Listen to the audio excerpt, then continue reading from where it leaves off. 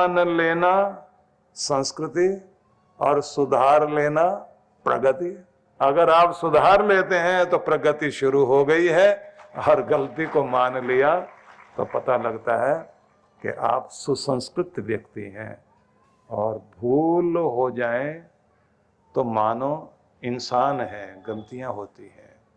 भूल पर भूल करना ये मूर्खता है। और ये मूर्ख आदमी की जो जिद होती है ना, मूर्ख की हट, मूर्ख का अभिमान। वैसे तो अभिमान कोई भी हो, उसमें एक चीज जरूर होती है, वो ना सीखता, ना समझता, और न समझने के लिए कभी तैयार होता। उसमें केवल यही कमी नहीं होती, वो झुकता नहीं। उसके अंदर सबसे बड़ी कमी ये है कि वो सीखने को तैयार ही नहीं है, वो समझने को तैयार ही नहीं। उसे तो लगता है बस मैं ही हूं। ये मैं इतनी बड़ी कर लेता है आदमी, जो सीखना चाहता ही नहीं, समझना चाहता ही नहीं। उसे पसंद आता है झुकाना, झुकना पसंद नहीं आता।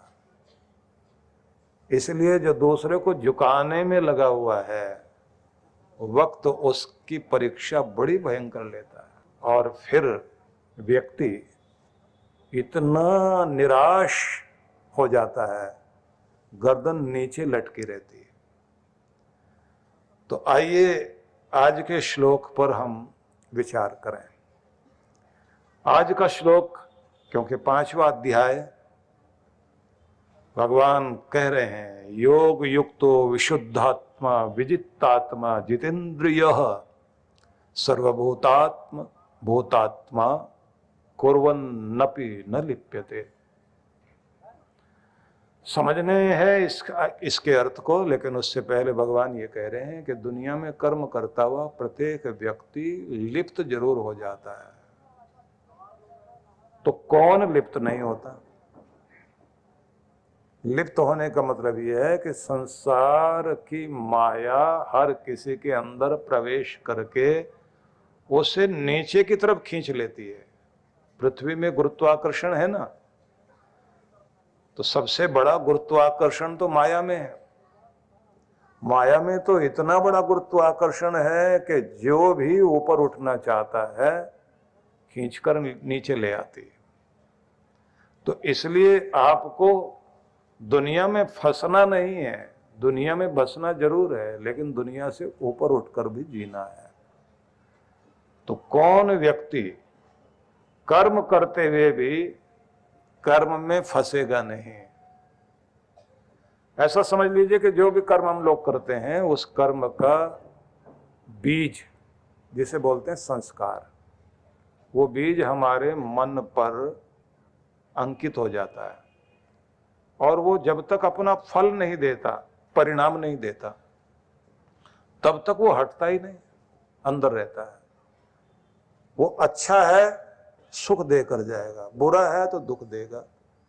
और जब वो पक जाता है तब वो किस्मत बनता है। बुरा कर्म है तो दुर्भाग्य बन जाएगा, अच्छा है तो सौभाग्य बन जाएगा। और जितने भी कर्म हम लोग करते हैं वो सब के सब अंदर लिखे जा रहे होते हैं। तो जहां लिखे जाते हैं उस जगह को बोलते हैं अंदर चित्त। अंदर हमारे जो चित्त है, उस चित्त पर चित्रगुप्त लेखा लिख रहे हैं।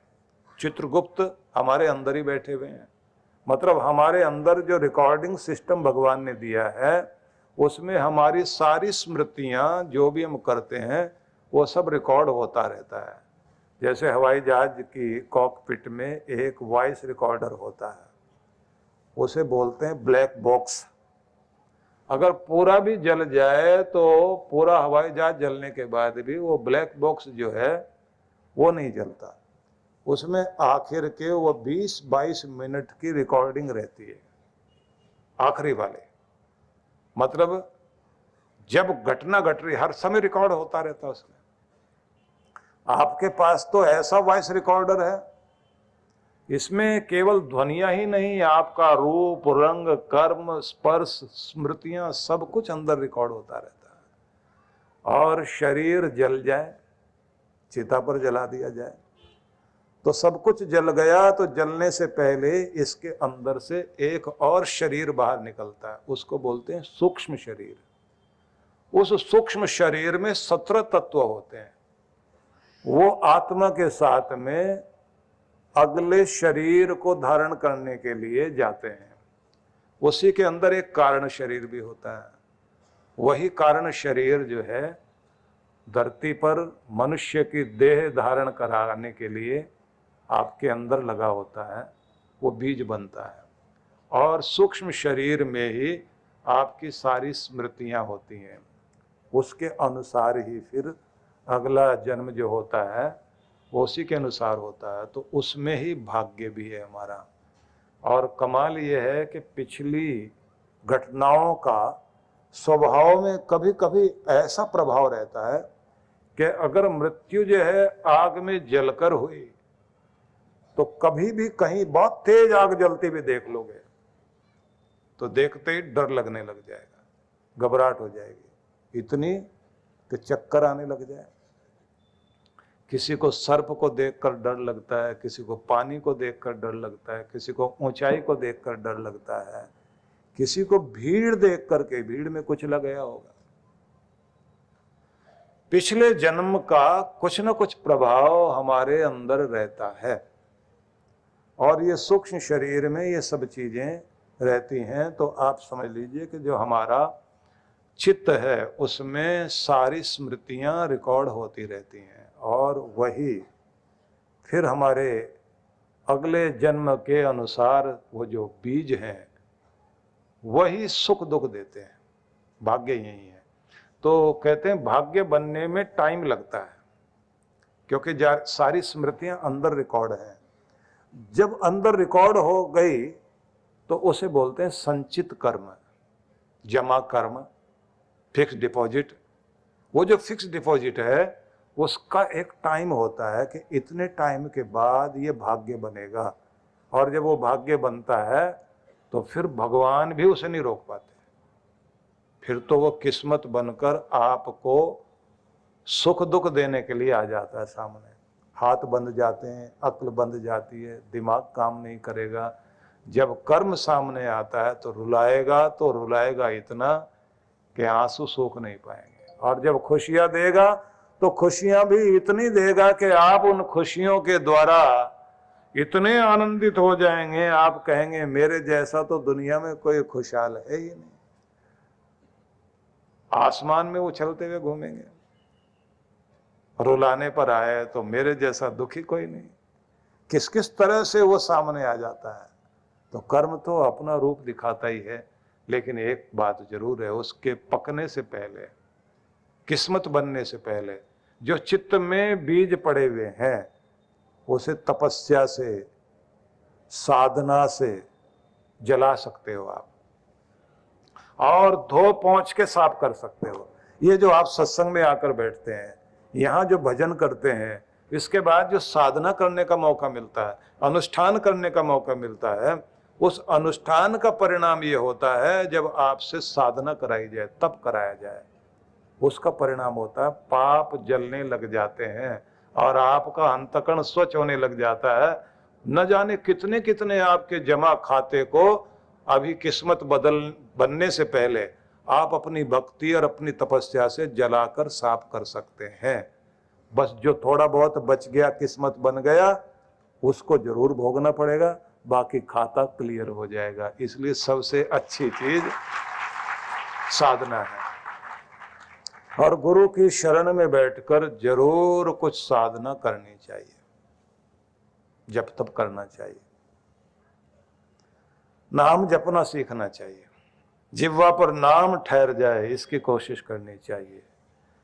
जब आप साधना में बैठते हैं तो फिर ये ध्यान रख लीजिए कितना कितना चमत्कार जिंदगी में होता जाता है कि आपके जन्मों जन्मों के कर्म जो आपको रुलाने के लिए आपके खाते में हैं, उन सबको स्वच्छ करने का मौका मिलता है।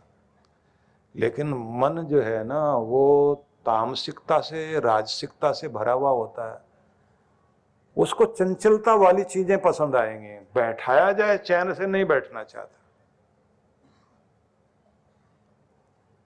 अगर किसी को कहे ना, वो छज्जू भक्त होते थे किसी समय, जब हिंदुस्तान पाकिस्तान एक था, भारत एक था, बंटवारा नहीं हुआ था, तो लाहौर में छज्जू भक्त थे। तो बैठे बैठे नाम जप रहे थे और उनके घर में काम चल रहा था, मजदूर और राजमिस्त्री मकान बना रहा था। तो वो मजाक करते करते आपस में मजदूर बोले, सबसे आसान काम है जी माल गिनना और माला गिनना। मजदूरी करना तो बहुत मुश्किल काम है। तो छज्जू भक्त ने उनसे कहा, बेटा कल से तुम्हें हम एक मौका देंगे, तुम ईंट मींट ढोने का काम नहीं करना, माला पकड़ाएंगे तुम्हें। बस आपने 4 घंटे सुबह और दोपहर में भोजन करने के बाद 4 घंटे, उसके बाद बस 8 घंटे ही यहीं छाया में बैठना है, अच्छी हवा में माला जपनी है। मैं तुम्हें बता दूंगा ये नाम जपना, वो नाम जपना। बस हाथ मुंह धो के स्नान वगैरह करके आना, लेकिन जब बैठोगे तब भी हाथ मुंह धो के बैठना। वो बोले ऐसे तो हम सारी जिंदगी कर सकते हैं। सारे मजदूर तैयार हो गए और ये भी छज्जू भक्त भी अद्भुत थे। इन्होंने पैसे उनको दिखा दिए, ये सब मिलने वाले हैं, बैठ जाओ। अब जैसे उनको बैठाया तो 15-20 मिनट तक तो टिक के बैठे रहे। जैसे टाइम बीतने लगा तो उबासियां ले, थोड़ा और टाइम बीतने लगा, कभी टेढ़े हो कभी इधर जाएं। फिर वो बोले खड़े खड़े भी नाम जप सकते हैं क्या? बोले हाँ खड़े खड़े जपो। चलते चलते भी जप सकते हैं? बोले चलना नहीं है, यहीं खड़े हो जाओ या बैठ जाओ। 4 घंटे तक नाम जपना है। 1 घंटे के बाद वो बोले ईंट ही ठीक है, वही ढोलेंगे, बाकी ये काम हमसे नहीं होने वाला। ये तो बड़ा मुश्किल काम है। एक था जो थोड़ा सा अड़ियल था, वो बैठा रहा। तो छज्जू भक्त ने कहा माला पूरी हो गई? बोले हाँ जी हो गई। बोले अब आंख बंद करो। आंख बंद करके और 5 मिनट तक आंखें बंद किए के होठ हिलते रहे, नाम जपो।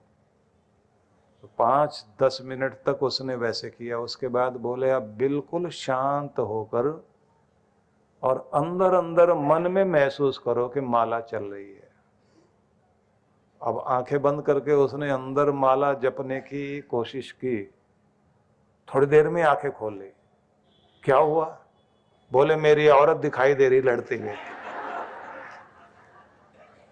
बहुत बुरी तरह गालियां दे रही है। तो दोबारा कोशिश करो। बोले अब तो पड़ोसी भी दिखाई दे रहा है।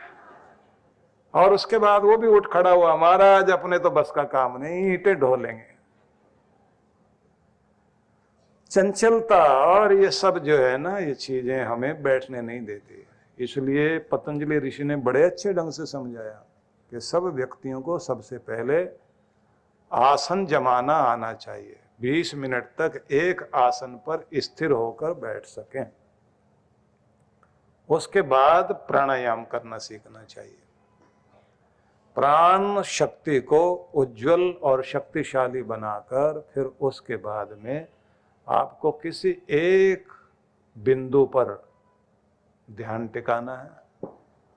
और ध्यान टिकाते समय बिंदु क्या रखना है? जीवन का एक लक्ष्य, जिसे कहते हैं ना कि सबसे पहले आसन प्राणायाम, तो तीसरा बिंदु आ जाता है प्रत्याहार, कि ध्यान बाहर की तरफ था, अब ध्यान अपना अंदर लाएं।